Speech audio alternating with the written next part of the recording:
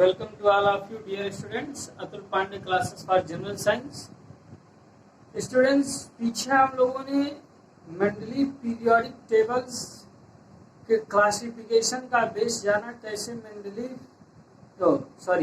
Modern periodic table के classification का base क्या था इसके बारे में जाना, कैसे मॉडर्न पीरियोडिक टेबल को तैयार किया गया। अब मॉडर्न पीरियोडिक टेबल के जनरल फीचर्स क्या थे, कैरेक्टरिस्टिक्स क्या थे, इस चीज को पढ़ा अपने पिछले क्लास में। आज हम लोग मॉडर्न पीरियोडिक टेबल की एडवांटेज के बारे में जानेंगे कि मॉडर्न पीरियोडिक टेबल की क्या एडवांटेज है, इसकी क्या ड्रॉबैक्स और क्या लिमिटेशंस रह गई, मॉडर्न पीरियोडिक टेबल हमारे लिए क्यों इम्पोर्टेंट है, इस चीज को बारे में जानते हैं। तो चलिए स्टार्ट करते हैं। ध्यान दीजिएगा, बस रिक्वेस्ट की क्लास को लास्ट तक देखने का प्रयास करिए। आपको आपकी जरूरत की चीजें निश्चित ही मिलेगी, लास्ट वीडियो तक मिलेगी। क्लास समझ में आए बच्चों तो लाइक कर दीजिएगा, शेयर कर दीजिएगा Atul Pandey classes for general science. देखिए एडवांटेज की बात की जा रही है, तो एडवांटेज कहा गया पहला कि long form of periodic table is based on atomic number. पहले ही बताया गया कि जो मॉडर्न पीरियोडिक टेबल है वो किस पे बेस्ड है, एटॉमिक नंबर पे बेस्ड है। उनके इलेक्ट्रॉनिक कॉन्फ़िगरेशन के आधार पे इस मॉडर्न पीरियोडिक टेबल को तैयार किया गया है। ठीक, तो कहा गया है कि periodic table is based on atomic number which is more fundamental property of element for classification, जिसमें फंडामेंटल प्रॉपर्टी एलिमेंट्स की ज्यादा मायने रखती है। ठीक है, which is more fundamental property of elements for classification. दूसरी एडवांटेज क्या थी कि it relates the position of an element in periodic table with its electronic configuration, मतलब किसी भी एलिमेंट्स के इलेक्ट्रॉनिक कॉन्फ़िगरेशन के आधार पे ही उस एलिमेंट्स की पोजीशन यहाँ पर रिलेट की। It relates the position of an element, यह किसी एलिमेंट्स के पोजीशन को रिलेट करती है पीरियोडिक टेबल में। कैसे? With its electronic configuration. जैसे कि देखिएगा, एज एग्जांपल बात ले लें बाबू, सोडियम की बात ले लें तो सोडियम का एटॉमिक नंबर कितना है, 11। अब इसका इलेक्ट्रॉनिक कॉन्फ़िगरेशन कर दीजिए सोडियम का, तो 281 आ गया। सोडियम का इलेक्ट्रॉनिक कॉन्फ़िगरेशन क्या आ गया, 281 आ गया। तो देखिए कितने सेल में इसका इलेक्ट्रॉनिक कॉन्फ़िगरेशन हुआ, 3 सेल में इनका इलेक्ट्रॉनिक कॉन्फ़िगरेशन हुआ। तो जो सेल है वो नंबर ऑफ पीरियड बताता है, मतलब जो सोडियम है वो थर्ड पीरियड का एलिमेंट है। सोडियम क्या है, थर्ड पीरियड का एलिमेंट है। देख सकते हैं सोडियम थर्ड पीरियड का क्या है, एलिमेंट है। फिर उसके बाद इसके जो आउटर मोस्ट सेल में इलेक्ट्रॉन आया, आउटर मोस्ट सेल में इलेक्ट्रॉन क्या है, 1। तो आउटर मोस्ट सेल में प्रेजेंट इलेक्ट्रॉन्स जो होते हैं वह उनके ग्रुप नंबर्स को बताते हैं। तो आप देख सकते हैं कि सोडियम के आउटर मोस्ट सेल में 1 इलेक्ट्रॉन, तो यह सोडियम किस ग्रुप का है, फर्स्ट ग्रुप का है। ठीक, तो इस तरीके से कि जो position of element periodic table में होते हैं वह उनके इलेक्ट्रॉनिक कॉन्फ़िगरेशन से क्या होते हैं, रिलेट होते हैं। फिर देखिए अगला पॉइंट कहा गया, it removes all the drawbacks of Mendeleev periodic table except justification of position of hydrogen. Modern periodic table में मेंडली पीरियोडिक टेबल के सभी ड्रॉबैक्स को रिमूव कर दिया गया है, except justification of position of hydrogen. केवल हाइड्रोजन के पोजीशन को ही जस्टिफाई नहीं कर मिला मॉडर्न पीरियोडिक टेबल में। और यही कमी मेंडली पीरियोडिक टेबल में भी रह गई कि मेंडली पीरियोडिक टेबल में भी हाइड्रोजन की पोजीशन को जस्टिफाई नहीं किया जा सका, और वही काम मॉडर्न पीरियोडिक टेबल में भी नहीं हो सका। बाकी जो भी ड्रॉबैक्स थी मेंडली पीरियोडिक टेबल की, उन सभी को रिमूव कर दिया गया।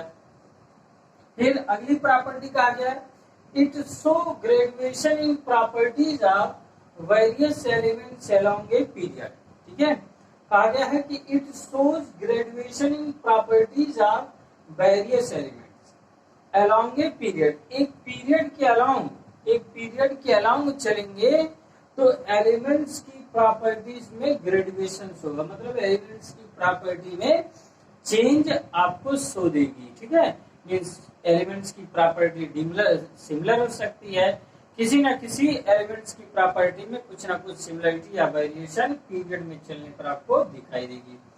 फिर अगली चीज, position of noble gases define हुई। ठीक है, मेंडलीव पीरियोडिक टेबल में नोबल गैसों की पोजीशन डिफाइन नहीं हो पाई थी। मेंडलीव ने नोबल गैसों को मॉडर्न अपने मेन बॉडी पीरियोडिक टेबल्स के अलग रखा था, मींस सेपरेट ग्रुप में नोबल गैसों को प्लेस किया था। ठीक है, मेंडलीव ने जो किया था वो नोबल गैसों को एक सेपरेट ग्रुप में प्लेस किया, अपनी मेन बॉडी के जो एलिमेंट्स का क्लासिफिकेशन किया था उसमें प्लेस नहीं दिया था। ठीक, तो पोजीशन ऑफ नोबल गैसेस जो हुई ये क्या हो गई, डिफाइन होगी, मतलब इनकी पोजीशन मॉडर्न पीरियोडिक टेबल में दी गई।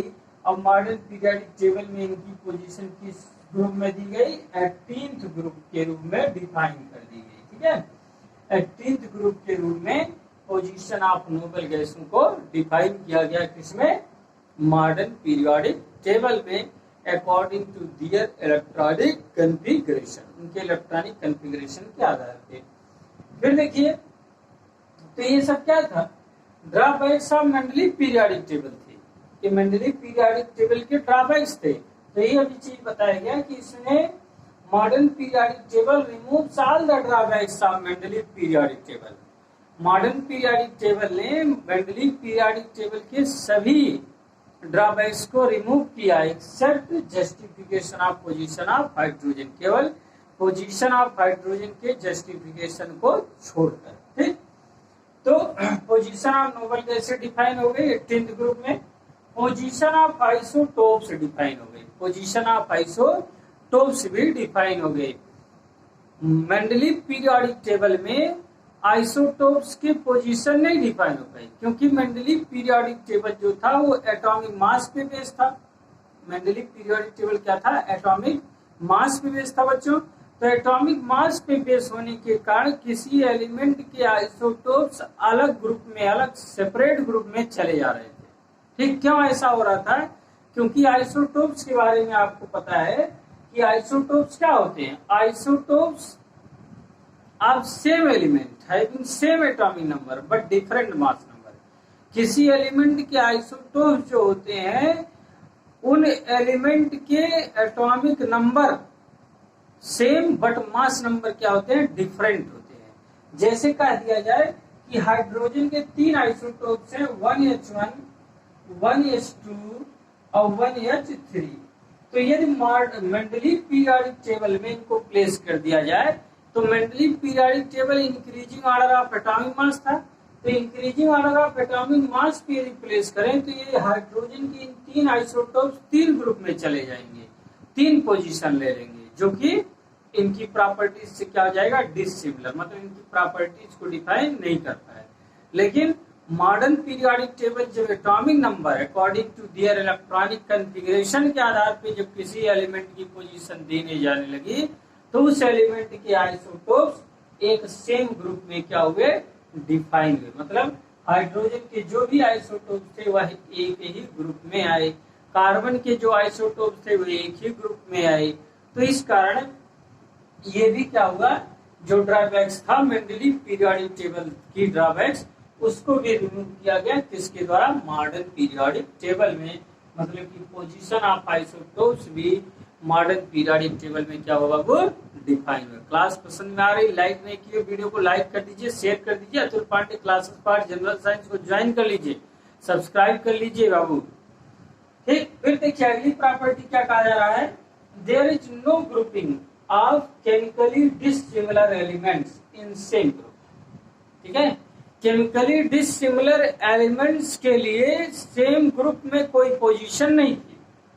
There is no grouping of chemically dissimilar elements, chemically dissimilar elements की कोई ग्रुपिंग नहीं हुई इन सेम ग्रुप में। इन सेम ग्रुप में किसी एक ग्रुप में ऐसा नहीं मिला कि एक ही ग्रुप में केमिकली डिसिमिलर एलिमेंट्स आ गए, एक ग्रुप में क्या आ गए, केमिकली डिसिमिलर एलिमेंट्स आ गए, ऐसा मॉडर्न पीरियोडिक टेबल में नहीं मिला, जबकि मेंडलीव पीरियोडिक टेबल में ऐसा दिखा कि एक ही ग्रुप में डिसिमिलर एलिमेंट्स अरेंज हो गए थे, सेम ग्रुप में दो डिफरेंट डिसिमिलर एलिमेंट्स क्या हो गए थे, अरेंज हो गए थे। ठीक, तो ये क्या थे, advantage of modern periodic table थे, advantage of modern periodic table थे। दूसरी चीज, अगला पॉइंट क्या रह गया, अब इनके डिसएडवांटेज की बात कर लेते हैं हम लोग। ठीक है, इनके डिसएडवांटेज की भी बात कर लेते हैं कि इनका डिसएडवांटेज क्या है। तो इनके डिसएडवांटेज की यदि बात करते हैं तो देखिए क्या क्या इनकी डिसएडवांटेज है। इनकी डिसएडवांटेज क्या क्या है, इस चीज को ध्यान दीजिएगा। डिसएडवांटेज की यदि बात करते हैं मीन्स ड्रॉबैक्स, क्या ड्रॉबैक्स की बात कर लेते हैं। डिसएडवांटेज या फिर ड्रॉबैक्स, लिमिटेशंस, कई चीजों से लिमिटेशंस पूछ लिया जाए, लिमिटेशन या फिर कहा जाए ड्रॉबैक्स क्या रह गए इनके ड्रॉबैक्स। तो ड्रॉबैक्स पहला तो ये हुआ कि position of hydrogen not defined, position of hydrogen not justified, ये भी हाइड्रोजन की पोजीशन को जस्टिफाई नहीं कर पाए। ठीक है, मीन्स मॉडर्न पीरियोडिक टेबल जो बोर ने तैयार किया, तो बोर भी हाइड्रोजन के पोजीशन को जस्टिफाई नहीं कर पाए। क्यों ये हाइड्रोजन के पोजीशन को जस्टिफाई नहीं कर पाए, ध्यान समझिए बाबू। पूछा जाता है आपसे कि हाइड्रोजन की पोजीशन क्यों जस्टिफाई नहीं हो पाई, हाइड्रोजन की पोजीशन क्यों जस्टिफाई नहीं हो पाई। तो देखिएगा कि हाइड्रोजन के पास हाइड्रोजन का एटॉमिक नंबर 1 है, हाइड्रोजन का एटॉमिक नंबर क्या है, 1 है। तो हाइड्रोजन को अपने डुप्लेट कंप्लीट करने के लिए एक इलेक्ट्रॉन की आवश्यकता है। तो यदि हाइड्रोजन एक इलेक्ट्रॉन गेन कर लिया, यदि हाइड्रोजन एक इलेक्ट्रॉन गेन कर लिया, ले रहा है, तो हाइड्रोजन के आउटर सेल में इलेक्ट्रॉन की संख्या मतलब हाइड्रोजन का डुप्लेट क्या हो जाएगा, कंप्लीट हो जाएगा।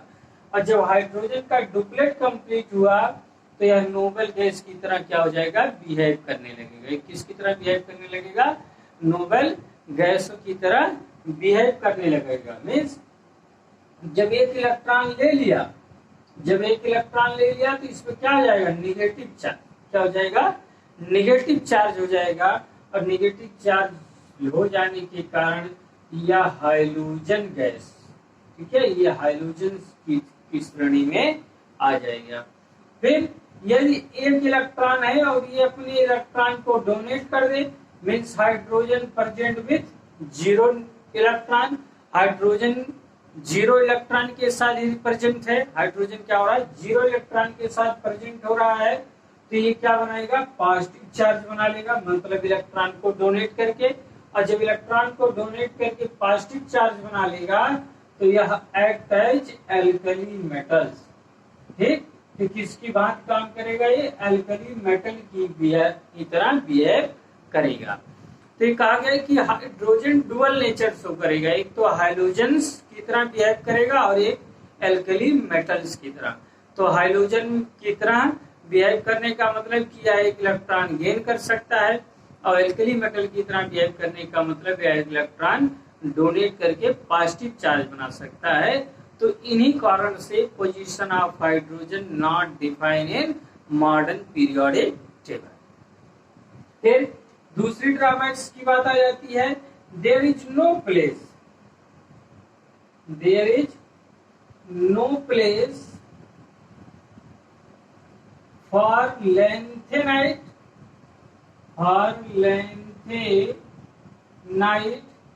and actinide series, and actinide series. There is no place for lanthanide and actinide series in long form of periodic table. In long form of periodic table. ठीक है, long form of periodic table में actinide और lanthanide के लिए कोई place नहीं बचा। Lung pharma periodic table में एक्टेनाइड और लेंथेनाइड के लिए कोई प्लेस नहीं, मीन्स उसमें इनकी प्लेस नहीं दी गई। उस मेन बॉडी से क्या हो गए, हट के नीचे लेंथेनाइड और एक्टेनाइड को प्लेस दिया गया, तो इनकी क्या हो जाती है, लिमिटेशंस हो जाती है मॉडर्न पीरियोडिक टेबल की। तो एडवांटेज हमने जाना कि मॉडर्न पीरियोडिक टेबल की क्या एडवांटेज थी। मॉडर्न पीरियोडिक टेबल्स के आधार पे एक एडवांटेज और भी रखना कि उसके आधार पे सिस्टमेटिकली अलग अलग डिवीजन करके एलिमेंट्स को क्लासिफाई करके एलिमेंट्स की स्टडी इजी हो गई थी। मतलब कि मॉडर्न पीरियोडिक टेबल के आधार पे एलिमेंट्स को रिमेम्बर करना आसान हो गया था, एलिमेंट्स की प्रॉपर्टीज को रिमेम्बर करना आसान हो गया था। बाकी लिमिटेशन या ड्रॉबैक्स ये रह गई कि position of hydrogen not defined, position of hydrogen define नहीं हुआ बाबू, ठीक है। इसमें मॉडर्न पीरियोडिक टेबल में position of hydrogen not defined और there is no place for lanthanide and actinide series in long form periodic table. तो कैसी लगी क्लास निश्चित ही बताइएगा। फिर हम आपके साथ के लिए एक नई क्लास लेके हाजिर होंगे। यदि अभी तक क्लास को लाइक शेयर या चैनल को सब्सक्राइब नहीं किए बच्चों, तो इन सभी काम को पूरा कर दीजिए। देखिए बहुत मेहनत से क्लास आपके लिए प्रोवाइड कराई जाती है, निःशुल्क दी जाती है, तो कम से कम आप चैनल को सब्सक्राइब तो कर ही सकते हैं, यही हमारी फीस समझिए। तो चैनल को सब्सक्राइब नहीं किए सब्सक्राइब कर दीजिए, लाइक कर दीजिए, अपने एडवाइस अपने सजेशन हमें हमारे कमेंट बॉक्स में दे दीजिए, कमेंट कर दीजिए, जिससे हमारा उत्साहवर्धन हो और ऐसी क्लासें आपको हम प्रोवाइड कराते रहें। धन्यवाद, फिर मिलते हैं।